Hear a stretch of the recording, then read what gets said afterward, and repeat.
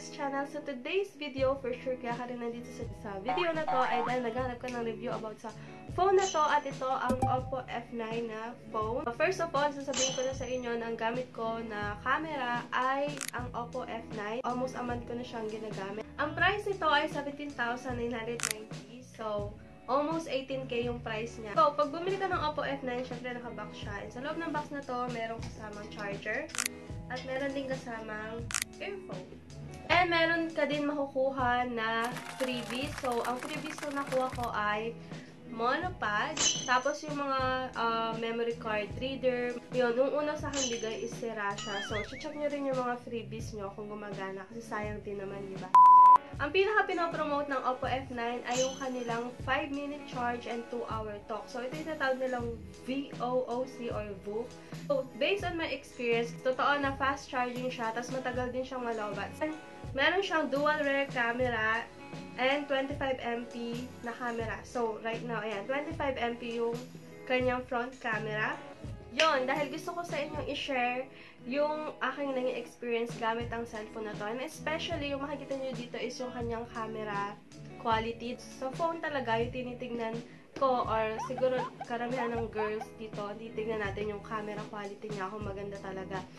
Ayan. So, right now, 720 yung resolution ko. Sa 720 resolution ng video nito ay pwede mong magamit yung kanyang beauty setting. Pero dun sa 1080 resolution, hindi ka pwedeng gumamit ng beauty filter. Ayan. So, ito yung level 1 ng beauty filter ng video na to. 720 resolution. Ito naman yung level 2 ng beauty ng beauty resolution. And this is the level 3. Ito naman yung level 4. Pero medyo napapansin ko lumalaki yung mata ko, tsaka lumiliit yung face ko. Yan. So, ito yung level 5.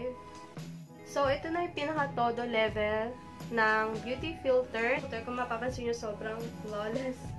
Sobrang kinis ko tignan. Tapos, lumiit yung face ko. Yan. Tapos, beauty na ba ako? Yan. So, ito yung itsura ng 1080 resolution. At hawak ko siya ngayon at maglalakad tayo. Kung makikita nyo rin yung iba't ibang lighting kasi dito may ilaw ako. And dito medyo madilim na. So, ito yung itsura niya. Yan. Ano, maganda pa rin. Kitty.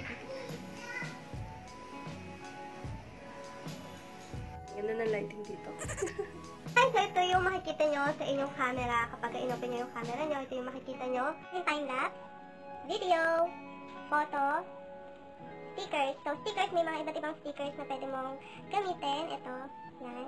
Diba ang cute? Sobrang daming, pagpipilian ng mga stickers. Sobrang cute. Yan. Yan. At marami pang iba. So, yan.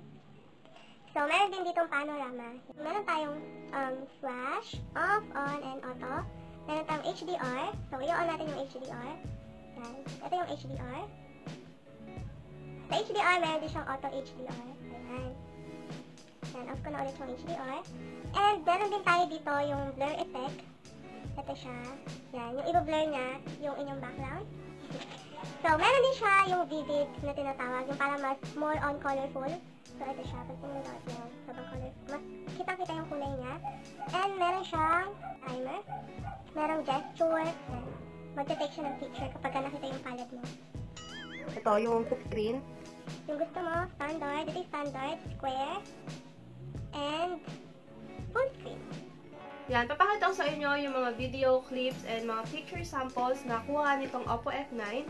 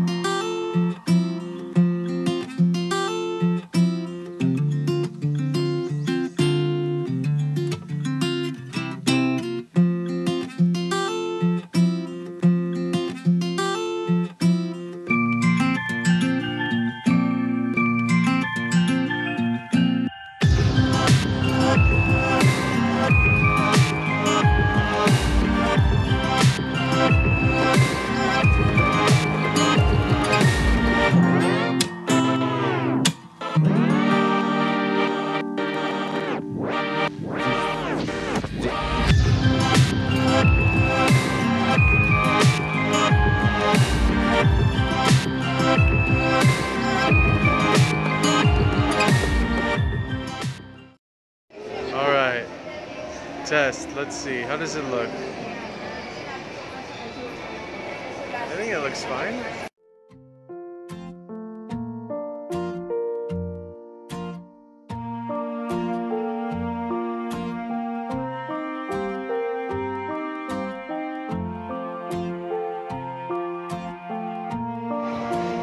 Video. What are these?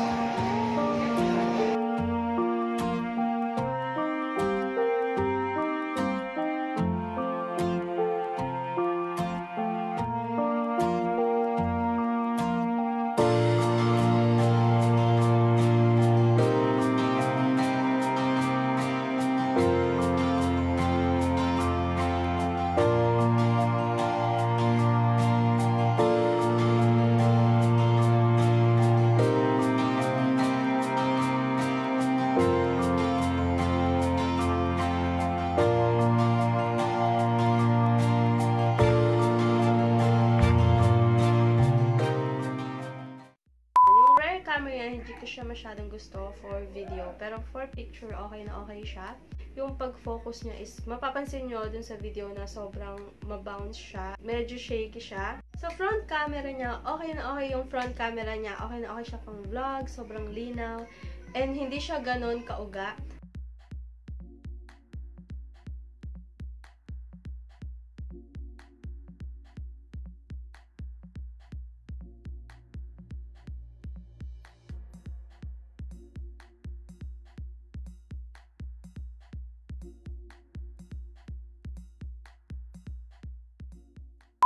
So, kung nag-iisip ka kung kukunin mo kasi meron sila F7 and F9. Kung anong mas okay, F7 or F9, para sa akin, isasuggest ko sa'yo na kunin mo na lang yung F9 kasi 1,000 lang naman yung difference ng price nila. And mas okay yung specs nitong Oppo F9. Is Oppo F9 worth buying? For me, yes. Sobrang ganda ng specs niya, sobrang laki ng memory niya, sobrang lawak. Sobrang laki rin ng screen niya. And yung battery niya is sobrang panalo. Matagal malobat, mabilis mag-charge.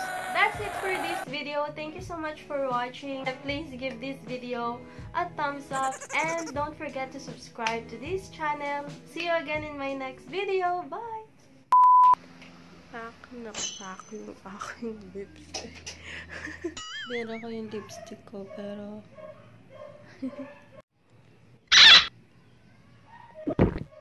channel. Today's video, may iba akong i-share sa inyo. At ito ay...